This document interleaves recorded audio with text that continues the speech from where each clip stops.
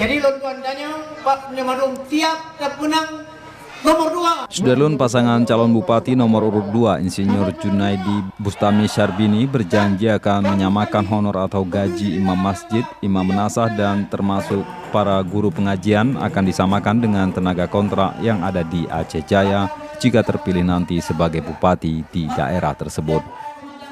Hal itu disampaikan pasangan calon bupati dan wakil bupati Insinyur Junaidi Bustami Syarbini pada acara kampanye rapat umum di Taman Memorial Tsunami Calang, Desa Ketapang, Kecamatan Krung Sabe.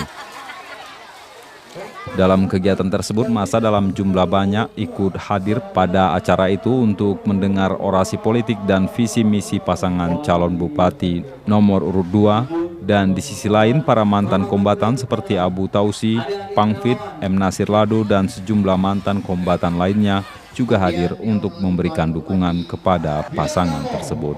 Dipercaya oleh masyarakat Kabupaten Aceh untuk menjadi pemimpin Kabupaten Aceh, kamu akan berlakukan honor Tengku menjadi imam masjid. Tengku menasah, nyok kamu samakan dengan honor tenaga kontrak yang ada Kabupaten Aceh. Dari Calang, Saadul Bahri, Serambi On TV.